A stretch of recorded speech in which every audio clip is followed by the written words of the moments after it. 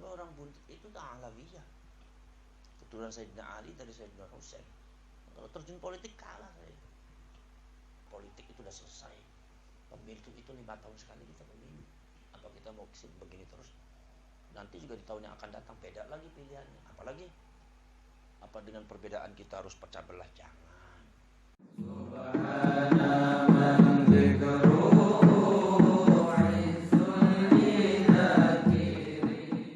Ada sekalian.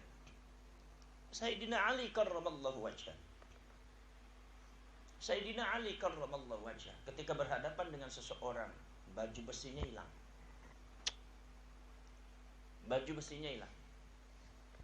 Ketika itu Sayyidina Ali perang, begitu perang itu baju besinya kemudian copot, ditaruh. Sayyidina Ali kemudian ketiduran setelah perang. Ada yang ngambil. Ditemukan baju besinya dengan ciri-ciri yang pas, ada pada orang Yahudi.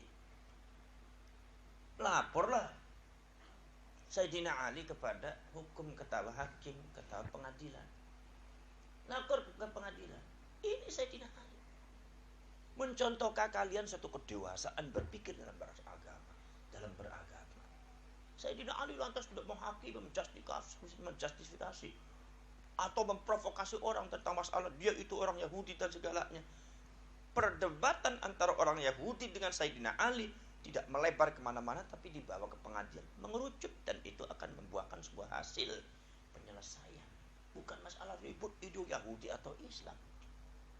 Itu Sayyidina Ali, orang yang lebih daripada kita semua, tapi kebijaksanaannya di dalam masalah menerapkan kebenaran dalam menata kebenaran, mencontohkan kepada kita semua akan kebenaran, cara-cara yang benar sesuai dengan agama Rasulullah dan agama Allah, itu ternyata sangat luar biasa. Apa yang dilakukan oleh Sayyidina Ali belum tentu kita bisa. Apa Sayyidina Ali membawa massa untuk merayak orang Yahudi? Tidak. Apa Sayyidina Ali mengumpulkan massa memprovokasi orang Yahudi? Tidak. Ini permasalahannya apa? Ini dengan hukum, ini masalahnya. Bukan masalah agama, masalah hukum. Jadi lantas jangan dikaitkan masalah agama dengan masalah hukum. Kalau masalah hukum benar atau tidak bukan berdasarkan agamanya. Agamanya Islam kalau salah ya salah, agamanya non-Islam kalau benar ya benar, agamanya Islam kalau benar ya benar, agama non-Islam kalau salah ya salah. Ini masalah hukum. Maka Sayyidina Ali kemudian tidak bicara dalil, tidak bicara Quran hadis, tidak bicara tentang masalah Yahudi.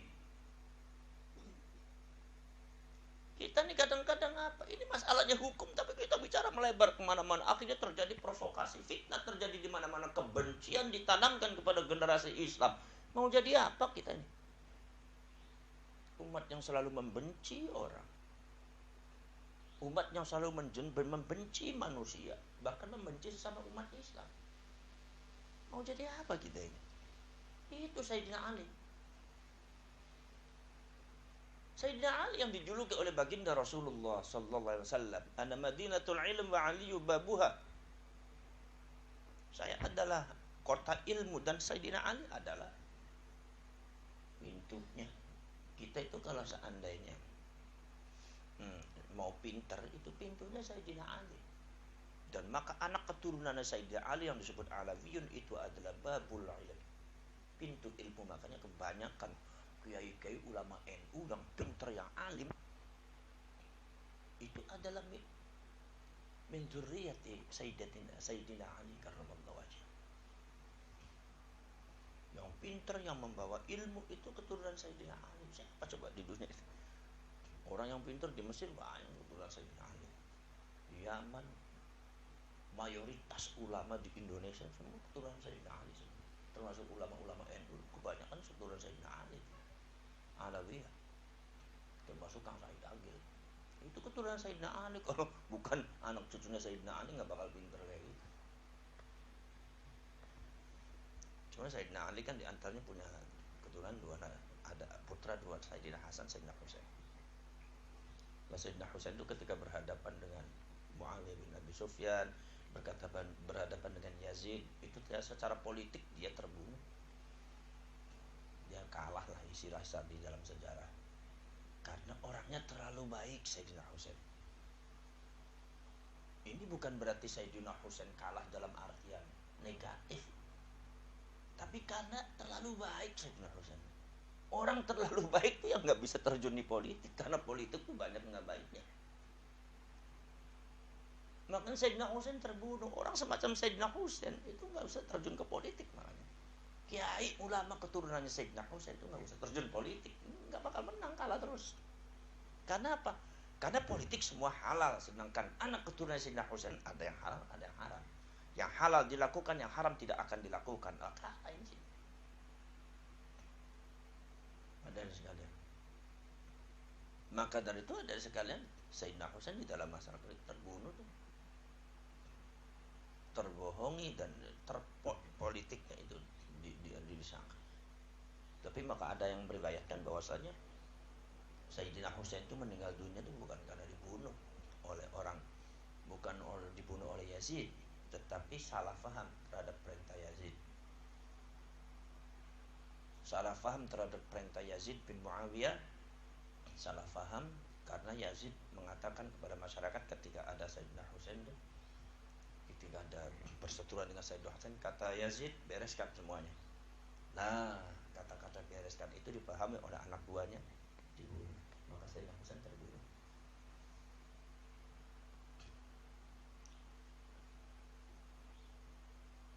Saya tidak terjun ke politik saya. Kenapa? Sebab orang buntut itu Alawiyah. Keturunan Sayyidina Ali dari Sayyidina Husain. Kalau terjun politik kalah saya. Ya orang kiai-kiai yang gak usah ke politik lah, udah ngadepi aja, ngadepi santri aja. Kalau kiai semuanya ke politik, ini yang ngadepi santri siapa? Maka di sini ada sekalian. Kebenaran sesuatu itu harus berdasarkan hukum yang benar, tata cara yang benar, bukan sekehendak sekemauan sendiri seperti orang Yahudi. Kalau seumpama kalian konteks kebenaran dan kesalahan itu diambil dari syahwat dan keinginan kalian, diambil dari fanatisme keyahudian atau keislaman, itu kalian sudah jadi orang Yahudi. Dan prinsip semacam itulah yang disinggung oleh Allah dalam Al-Quran. Kalian tidak merasa dirinya kalian itu membela agama Islam, tetapi wadinu bari'un minhum, kata Rasulullah. Banyak orang yang membela agama ini, tapi agama ini tidak bertanggung jawab terhadap perilaku mereka. Kenapa? Sebab karena kalian membela agama ini, tetapi dengan cara-cara Yahudi. Nggak boleh. Akhirnya apa? Sayyidina Ali langsung dibawa ke pengadilan. Begitu dibawa ke pengadilan, perdebatan terjadi, perseteruan. Pengadilannya pengadilan Islam, tapi begitu adilnya yang dihadapi adalah Sayyidina Ali, orang besar. Menantunya baginda Rasul, ponakannya baginda Rasul. Tapi pengadilan tetap tegak. Ali, bagaimana kamu? Bagaimana ya Yahudi? Terus. Sehingga di dalam pengadilan itu Sayyidina Ali kalah. Karena Sayyidina Ali tidak bisa menyodorkan saksi. Salah. Diputuskan oleh pengadilan Islam bahwa Sayyidina Ali kalah dan baju besi itu bukan milik Sayyidina Ali, tapi milik orang Yahudi. Luar biasa, ini satu peradaban keagamaan yang belum pernah terjadi di dunia ini. Seorang Islam yang orangnya besar, orang yang berpengaruh, kedudukannya mulia di depan Allah dan di depan Rasulnya. Tapi begitu ada permasalahan dengan perdebatan dengan orang Yahudi, ternyata dikalahkan di pengadilan Islam, bukan di pengadilan non-Islam. Itu hebatnya orang Islam. Bahwasanya memahami sebuah konteks kebenaran hukum tidak disasarkan dengan syahwat, tidak disasarkan dengan hawa nafsu, tidak didasarkan dengan ta'assub, tapi hukum yang benar sesuai yang diajarkan oleh Allah Subhanahu wa taala kepada kita semua. Wa aqsitu, berbuatlah adil, i'dilu, adillah kalian. Wala taj'al syana'anu qaumin ala alla ta'dilu, ketika kalian benci kepada seseorang, awas, jangan lupa berbuat adil. Tetap berbuat adil walaupun kalian benci. Ini agama ini yang sangat sulit sekali dilakukan oleh kita. Kita ini kadang-kadang membela salah. Kita membela Islam salah, caranya salah. Membela umat Islam caranya salah. Membuat agama ini akhirnya keruh, membuat umat Islam akhirnya keruh. Akhirnya adanya saling caci maki antar umat Islam, mencaci maki.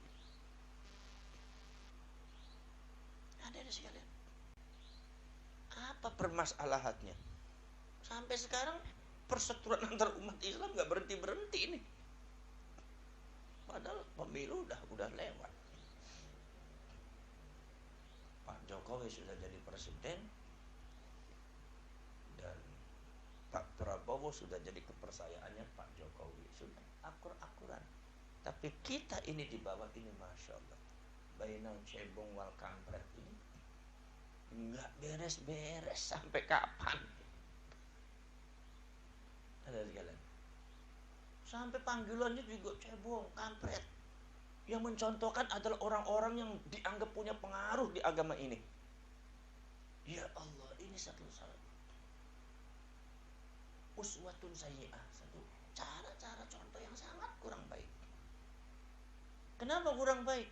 Kenapa kalian memanggil sesama umat Islam dengan cebong dan kampret? Apa sih cebong? Anak kodok. Apa sih kampret? Kampret itu lawar yang suka nembelek sembarangan. Menurut kalian itu julukan semacam itu bagus apa tidak? Bagus apa tidak? Sekarang apakah tingkah laku kalian semacam itu, sikap kalian itu sesuai dengan agama yang katanya itu kalian membela agama, membela umat, membela Al-Quran dan hadis? Lihat di dalam Al-Quran, pernah tidak Rasulullah SAW memanggil umat Islam dengan cebong dan kampret? Dengan panggilan-panggilan yang nista, dengan panggilan-panggilan yang jelek, dengan panggilan-panggilan yang kurang terhormat, dengan panggilan-panggilan yang hina. Apakah pernah? Tidak pernah. Allah Subhanahu wa ta'ala itu menghormati umat Islam karena menghormati nabinya. Sayang kepada umat Islam karena sayang sama nabinya. Apakah kalian tidak sayang sama nabinya ketika kalian itu mencoreng-coreng, mengotori agama ini yang sangat suci dengan sikap dan tingkah laku seperti kalian?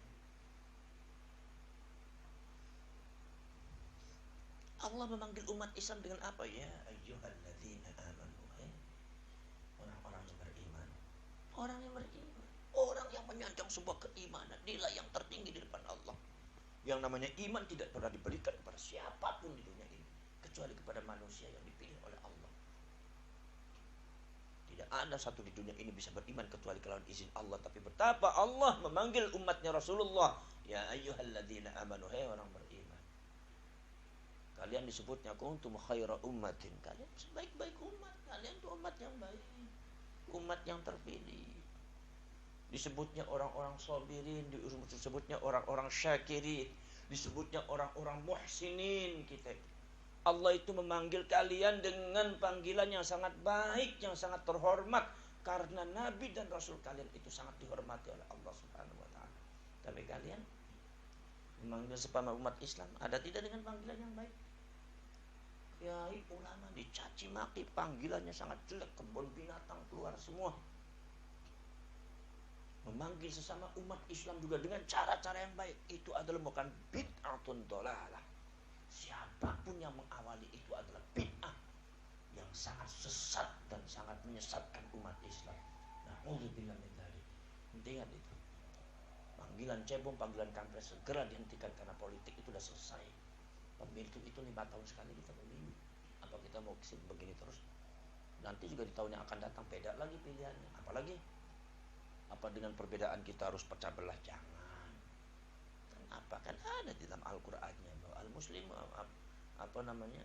Kata Rasulullah, al-muslimu akhul muslim. Innamal mu'minuna ikhfa, kata Allah Subhanahu wa ta'ala. Kalau kalian menanamkan kebencian antar umat Islam, lalu bagaimana nanti?